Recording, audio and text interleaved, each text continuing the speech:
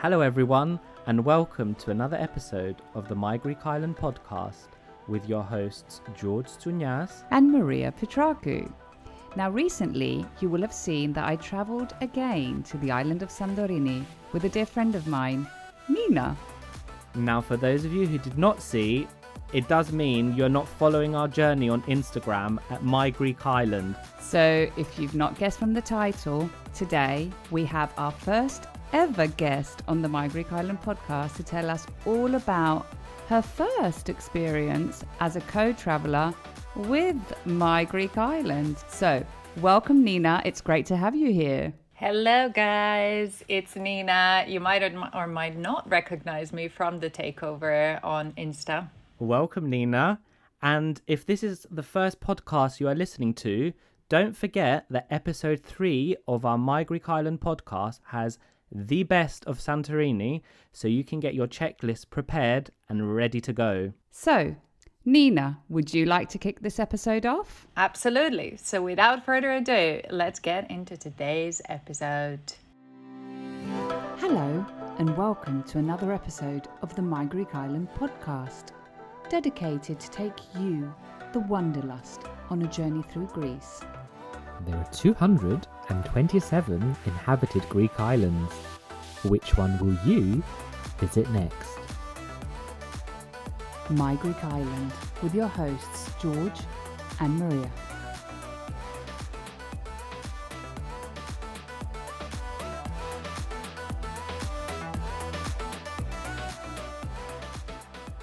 Kalimera Nina, Kalimera Maria. Kalimera, George. Are we getting a Kalimera Nina? Kalimera. Very good. Welcome Nina, how are you feeling today? Arguably, you are the matchmaker behind the Maria and George duo. Yes, I am. It's been a while since I introduced you guys, but I'm so happy I did, and I'm happy that we are where we are and that you guys are making this magic happen together. So we owe Nina a huge thank you, because she is actually the reason that me and George actually met in the first place, and definitely the reason why this podcast came to life. So thank you, Nina. Now, as previously mentioned, Nina and I recently visited Santorini together. So we thought we would take some time to actually interview her and see how she found it through the eyes of a traveller and not through the eyes of My Greek Island. So Nina, tell us, first trip to Santorini, what were your impressions? So I have to correct you, because I have been to Santorini once before, but it was a very, very brief trip. I came from another island for a quick sort of day trip in and out. And all I remember, it was summer, it was really hot, I had a lunch and I left. So I didn't really remember Santorini much. So this time around, definitely a very different experience. So Maria and I went in the middle of October.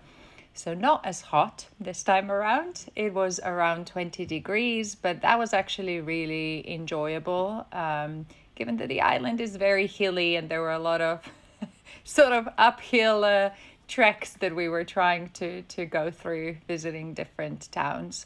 But absolutely, the island is beautiful. It was still fairly busy, which I was surprised given that it was the middle of October. I can't imagine what it's like in August. That's definitely something we can probably discuss. But it was busy. It was still lively.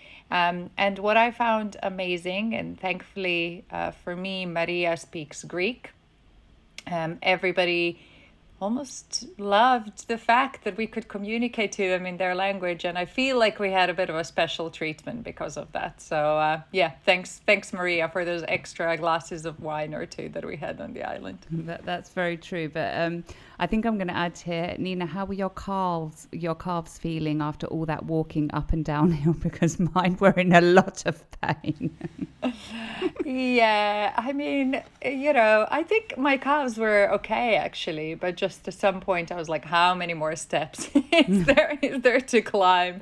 Is there another village that we're going to go uphill? I think that at some point I was like, Maria, no, I think I'm done. This is I'm done. I need to sit down and have my coffee and a snack. So, yeah. I'm personally loving the fact that Maria's taking people on treks. I know, right? And it's not you that's complaining, so park that one there. Yeah. As you I think said, due to the weather, though, George. Sorry for interrupting you, but I think due to the weather as well, that it was very cool.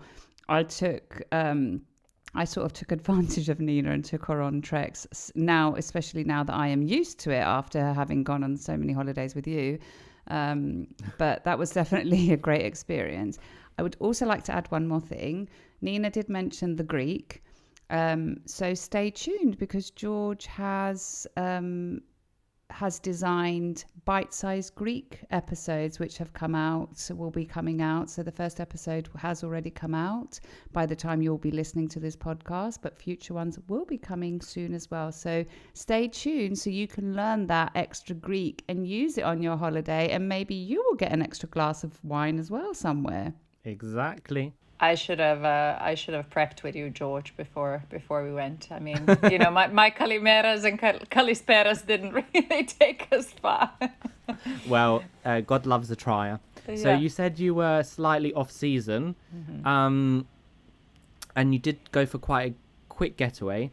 But in terms of it being off season, was it still quite busy and quite a lot of tourists around? What did you feel the vibe of the island was like?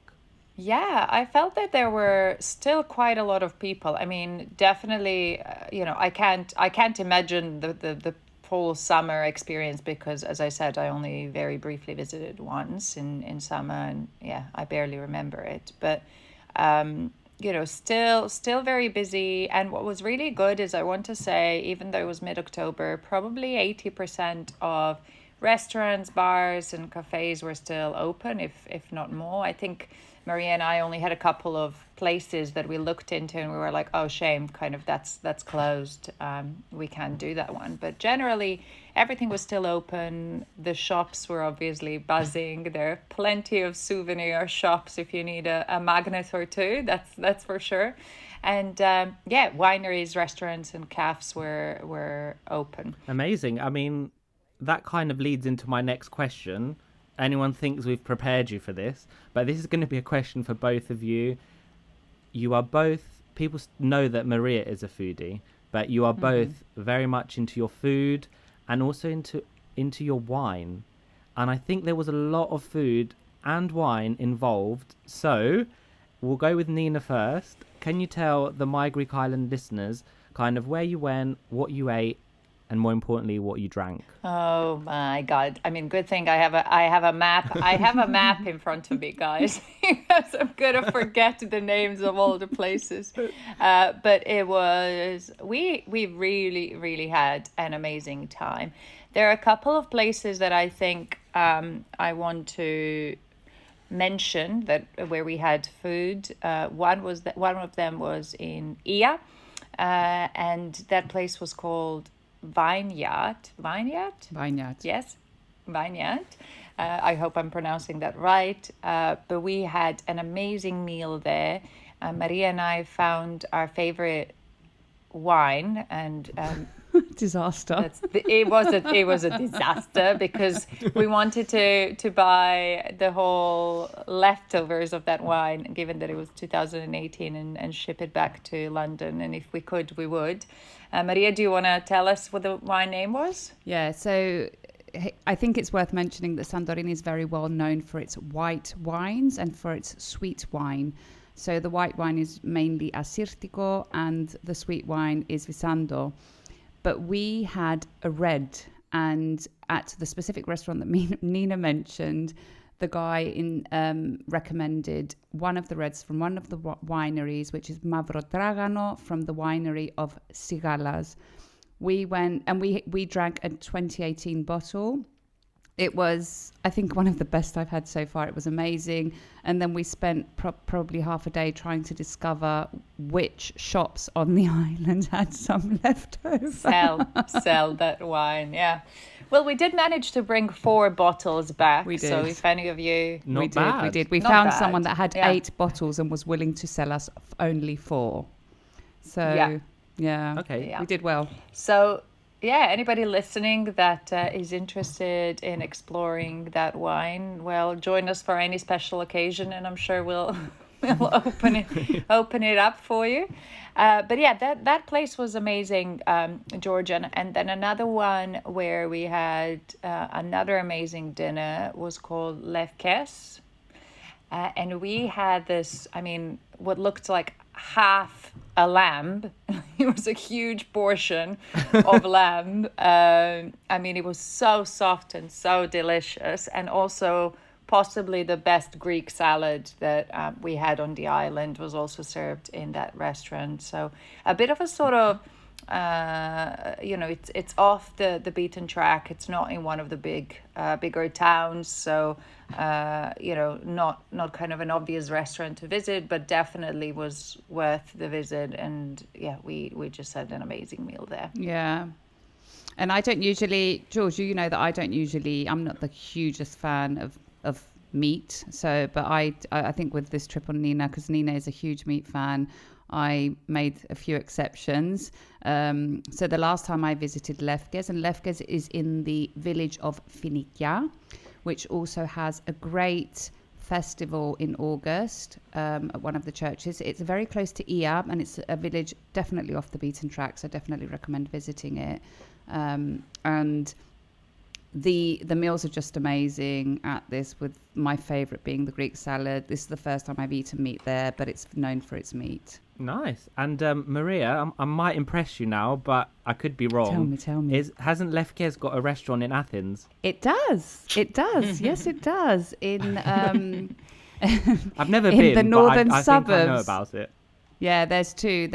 So there's one in Santorini, and there is one in the northern suburbs of Athens. Next time on our list for Athens. Mm-hmm. Okay, so we heard about some of the food and some of the nice wine that you tasted. I believe Santorini has some very nice wineries. Did you go to any? And if so, what was that like? George, is that did we go to any wineries? I mean, I know you went, and people on Instagram should have seen you trying out the finest wines, but people not on Instagram and listening, they might want to know. If we could have slept in the wineries, we would have. But we visited 3. So the first one we did was called Hadzidagis. And it is, I mean, Maria can probably tell you a lot more than I can about the winery, but it is pretty amazing because it's kind of set in a little cave.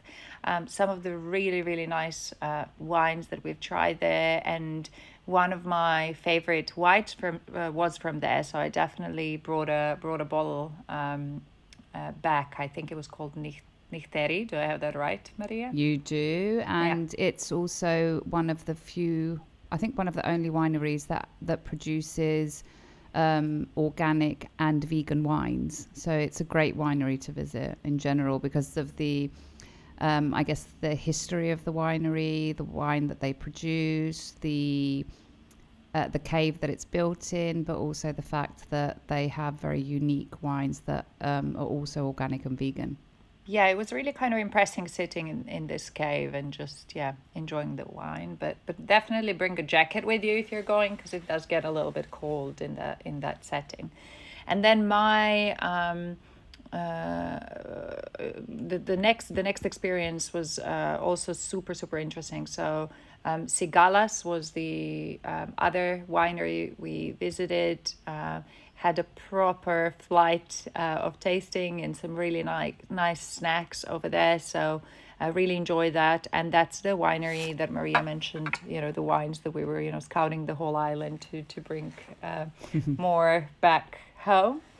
That was a really nice setting, a really nice yard. And we didn't have a meal there, but it looked, everything that people were eating looked pretty impressive. So if we go back, I think Maria, definitely we need to try the food there. Absolutely.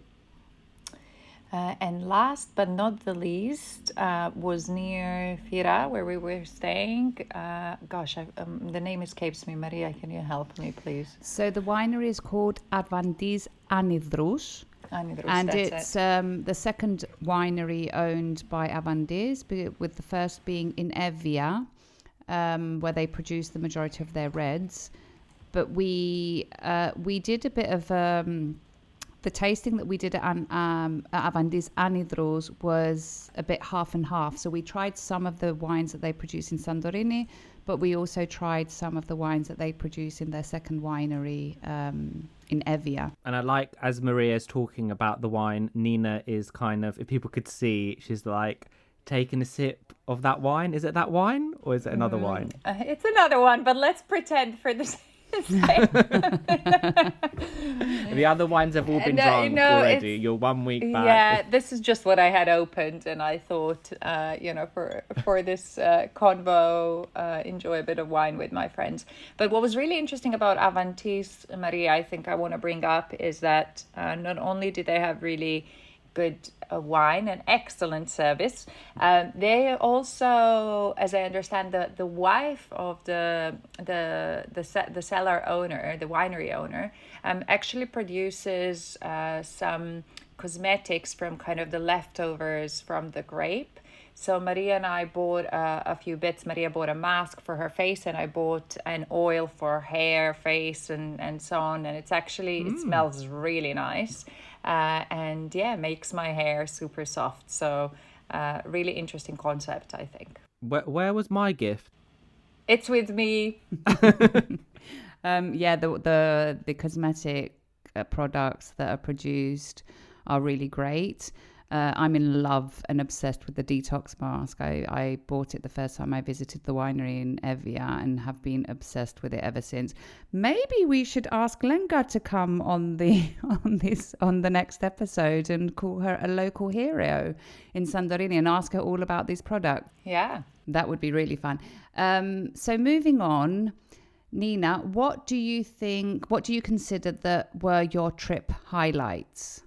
Yes, so everybody knows about the famous sunset in Santorini, which we did see, and that was very nice. And I think people will want to hear more about that. But I'm actually going to choose something else as a highlight. So the village of Pyrgos was probably my highlight. It is a fairly small village. At the bottom of the village, there was a nice little sort of restaurant / bakery where we had a beautiful lunch in an outdoor setting, rather breakfast, in an outdoor setting. We saw the most beautiful elderly lady in full blown makeup and dressed as if she was going to the opera, like, kind of, I don't know, 10 a.m. and she looked really fab, and we were tempted to actually go speak to her, but in the end we got a bit shy. We did. Shame that we didn't. But yeah, the village was just really stunning. We did quite a bit of climbing in the village as well, up the stairs, but just really kind of gave me the feel of a beautiful local setting that isn't as touristy and isn't perhaps, I'm sure, it is visited, of course, and there are a couple of souvenir shops, but it's not as, kind of packed as Ia or Fira would be. So that was just stunning. And we climbed to the top and had some really beautiful time in that village. Nice. Did you have any highlights, Maria, apart from shopping and wine? I mean, this is my fourth time in Santorini. For me, the biggest highlights are the wineries. I love the villages. I think I took Nina to nearly all of them, and towards the end she was like, enough villages, Maria. With my favourite being Pyrgos, of course, and Megalochori. Where Nina said we had breakfast is at Brushko, which is a setting, outside setting. You're literally under the trees. It's beautiful. And yes, indeed, the woman that sat next to us just looked absolutely fabulous. We were just looking at her and staring at her and saying, let's talk to her. Nina even proposed that I whip out a microphone and record an episode of for my Greek island, but we were too embarrassed. I really wanted to. Yeah, that would be fun. It would be really, really fun to speak to like a local lady that, grew up in perhaps Pyrgos. Let's make up a story here. But yeah, she just looked stunning and looked like she was really living her life to the fullest. She could have been the local hero. She could. Maria, you missed out on that opportunity. Whatever. We'll have to go back, George. Have to go back as a 3. So every trip has a story or something funny to recount. Was there anything that you would like to spill the beans on, Nina? Ooh. Anything funny? I mean, I have a very funny story. We just landed to Santorini and we went for our first lunch, right? We were in this another nice restaurant called Metaximas. Had a lovely lunch, had a glass of wine each, nothing, too extravagant. So we weren't drunk. We leave the restaurant, we're walking towards our car. And lo and behold, Maria completely, when I say completely, loses her balance and falls flat on her face, like boom. like nothing you've ever seen before. And then because she was panicked, she was holding like her phone, she was holding the car keys, I don't know, there was something else in her hand. She obviously threw that. She didn't want to kind of fall literally on her face, and kind of fell to the side a little bit. So when she stood up, this was on some pebbles, when she stood up, on her back top you could see pebbles all over her back. And I just, obviously once I figured out that she was okay and she hasn't been hurt, I could not stop laughing. And I think that was the story that we kept going back to for the rest of the holiday. I wish I had recorded that one and you could post it on the Insta, but I missed out. That was probably the funniest moment that we had on the island. You kept that very quiet, hon. It was the most epic fall ever. I was holding my backpack, which had my laptop in. I was holding my bag, which had my phone in. I had the car keys in my hand. I lost my balance, and then my backpack made me lose my balance even more. I went flying. I've dropped my backpack so I don't literally break. I don't know what I was thinking. And then all I'm thinking in these split seconds that I'm falling is, do not land on your face, woman. So that's when I turned, and I've got this huge bruise down my side. But yeah, in the moment, Nina was completely shocked, and then as soon as we realised we were fine, I think we were laughing for hours on end. Yeah, yeah. And it was funny. The next day, Maria was like, "Oh, my hip hurts. What? Why is that?" And I was like, "Why is that? you planted like nothing yesterday." So, yeah, really funny moment. Nina, what do you wish you had known before you went to Santorini? And I think this is also one of the questions that our listeners sent across as well. So the one thing that I wish I had known is actually, I'm going to talk a little bit about the animals on the island. So I don't know if people know, but donkeys are actually used widely on the island as just kind of luggage carriers or any sort of heavy goods carriers. As I had mentioned, the island is very hilly, so there are a lot of steps all across the island, and these animals are, in my opinion, abused, where they kind of bring up the luggages for people, and often they bring up people as well to the villages.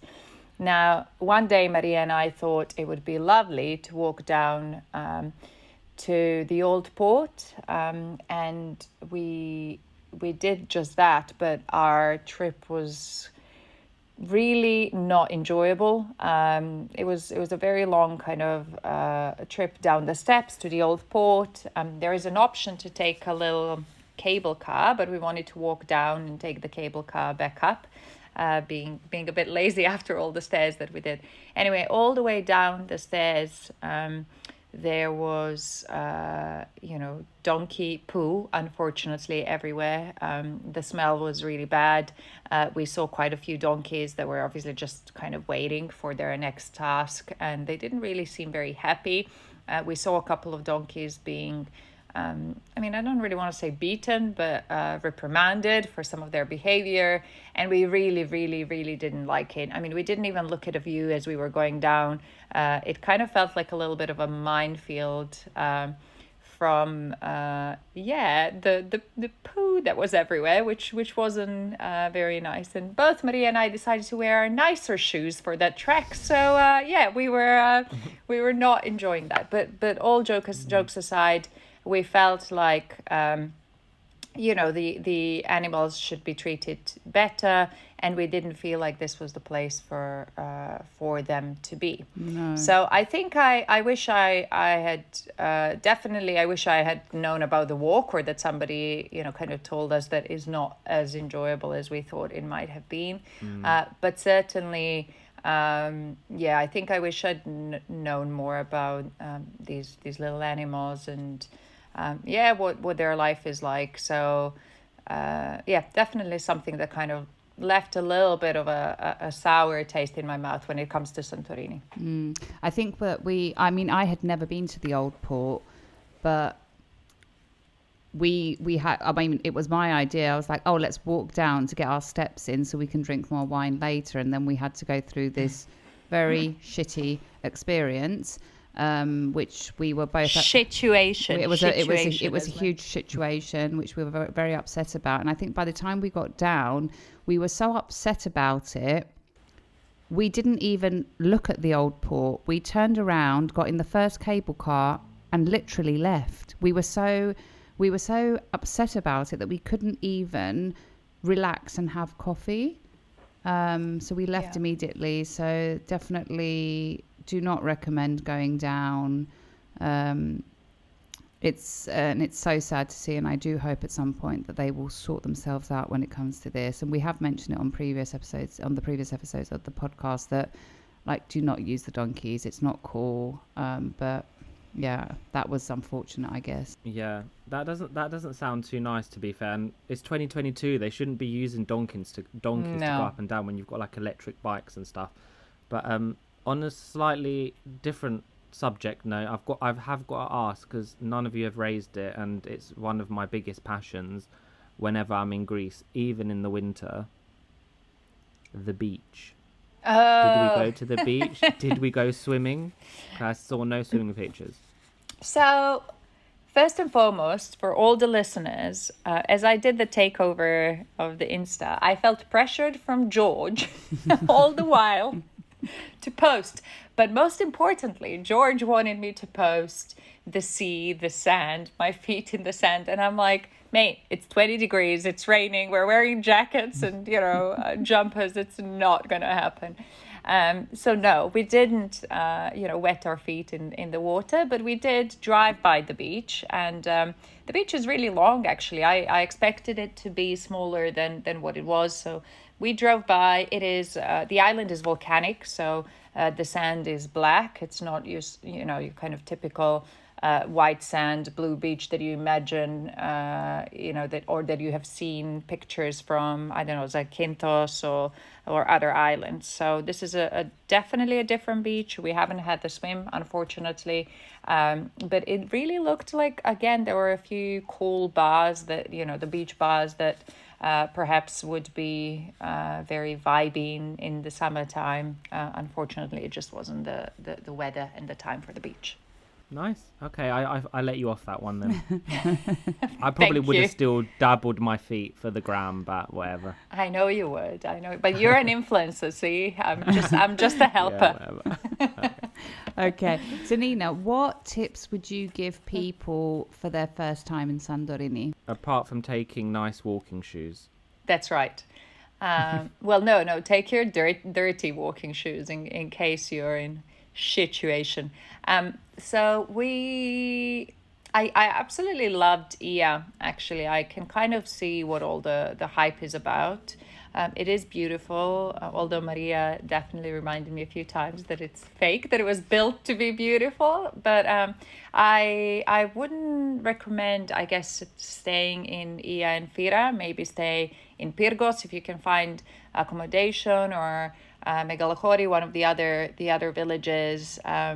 Yeah, just to get a bit more privacy and not get the masses of tourists for the season, if you're there or if you're visiting even out of the season. I think the other villages have quite a bit of charm, and so it would be interesting to stay there. Yeah, and I would also add Firostefani, which is walking distance to Fira, but it's not in the buzz. But I also want to remind our listeners that Pyrgos is an amazing place to stay if you visit Greece during the Greek Orthodox Easter, because that is the village that they light up with tin cans, and because it's on a hill, the entire village can be seen from all of the islands, and it looks absolutely stunning. Lovely. I'm sold once again to be going to Santorini, minus the donkeys. So for our Instagram followers at My Greek Island, before recording this episode, we thought we would go out with a Q&A, so the listeners could, or our followers could, supply some questions for us to pose to Nina and maybe Maria. So girls, are you ready? Do we have questions? We do. There are. And remember, this is a bit of a quick fire. This is a bit of a quick fire round. So keep it classy, obviously, but more importantly, keep it snappy. All right. Okay. Let's do it. I'll go with the first one. What is Maria like as a travel companion? I love traveling with Maria, but Maria is definitely intense. She wants to do a lot of things. So if you're not for that kind of travel, don't travel with her. But if you are interested in seeing things, exploring new things, definitely the best travel companion. And if you want to eat. That's right. And drink wine, of course. Okay, so another one. What did you expect when visiting Santorini compared to what you experienced? So this was interesting. I think we talked about this, Maria. I expected a lot of blue domes and white houses, and what I've learned from Maria is that's not the kind of natural colors or the OG colors of Santorini. Actually, the island has the color of almost kind of a sand or earth. So it's interesting to see that this is something that, we see in all the pictures. And yes, there are definitely a few blue domes, but it isn't something that you see everywhere. I guess it's something that we see in most of the pictures. So that's definitely something that I expected, but, wasn't kind of the major theme of the island, I want to say. Okay. What do you think about the Greek wines, Nina? I have really enjoyed the Greek wines. I actually didn't know much about Greek wine before. I have only tried, well, no, I say only. I have tried a few wines with you, Maria, in some Greek restaurants in London. But the one that I kind of remember and I generally enjoy is Malagousia. Mm-hmm. So that's really, the extent of my knowledge in Greek wine. So this has definitely been an interesting experience. It was also interesting to see how the wines grow. So they're not very tall, and it's not how we envision, Provence, I guess, when you think of how the wine is growing from the ground. So it is different. It's a lot lower. The ground, as I mentioned, is volcanic. So it's almost like little bushes when you look at the wines. So it's really, really interesting to see. And the wine was very tasty, quite a lot of variety, which I didn't know about or didn't expect to see. This was quick fire. Sorry, hon. That's fine though. Okay, my next question. This should be quite quick. The episode we did before around Santorini, Maria it was a My Greek Island verified island. Do you think that still stands, Nina? 100%. I would definitely recommend going to Santorini. Probably not at the peak of summer, but yeah, definitely recommend going. And the sunset, we didn't talk about much, but it is worth seeing. And then one last question we had from our followers was, do you think that Santorini is expensive? That's a good question. I don't know how it compares to other islands, but obviously we live in London, so coming from London, nothing seems expensive. I think we ate for decent prices, and we did eat in nicer places. So, you know, we didn't kind of just do the souvlaki or gyros. We went and ate in kind of sit-down restaurants. I found breakfasts to be really expensive, but everything else I thought was probably what I expected. It wasn't cheap, but, you know, it didn't kind of took me by surprise, I guess. The good thing, though, is that even the breakfast that we did have, so if you have a breakfast that overlooks the caldera, do expect to pay a premium for that. The good thing, though, is that although we did pay for a very expensive breakfast one day, the quality of the breakfast was exceptional. And I think in general we had good quality wherever we ate.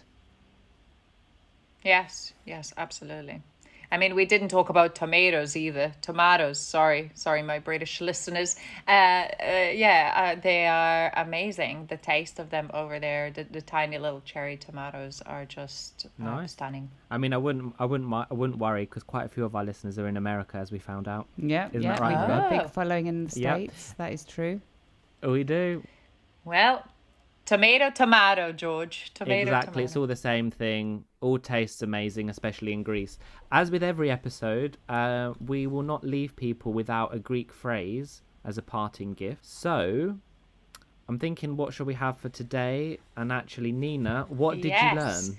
On the spot.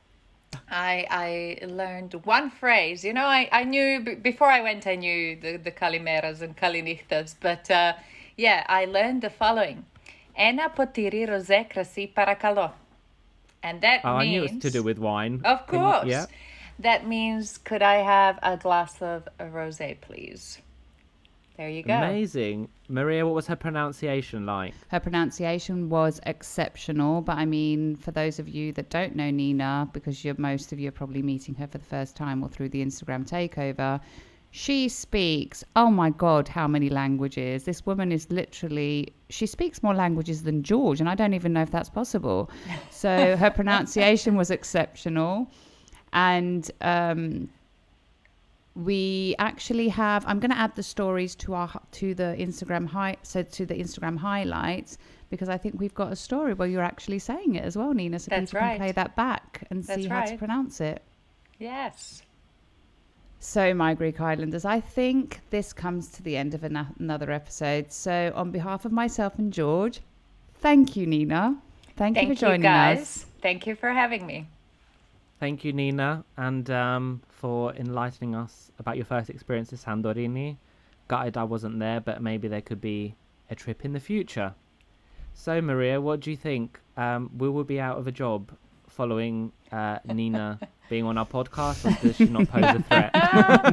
Or should we take that offline? I think if I can just add, I think you need a Nina on your Insta just to record the two of you, because you don't do yourselves justice. So I can be the third person following the two of you and recording everything that you do. I do think, though, that we need to take her on a few of our trips, George, because she's brilliant at the Instagram takeovers. She's absolutely brilliant at the Instagram takeovers. Thanks, guys. Right, my Greek Islanders, this comes to the end of another episode of this podcast. Now you know the drill. If you like this episode, share it to share the love with the My Greek Island community, where everyone is welcome. And don't forget to follow, like, subscribe, and all that jazz. And maybe give us a little rating from wherever you're listening to us from, so you are notified every time a new episode drops. And if you have any suggestions or requests, get in touch. And for those of you visiting Greece, don't forget to tag @MyGreekIsland on Instagram for a future feature. Until then, see you later, or as they say in Greek, Τα λέμε.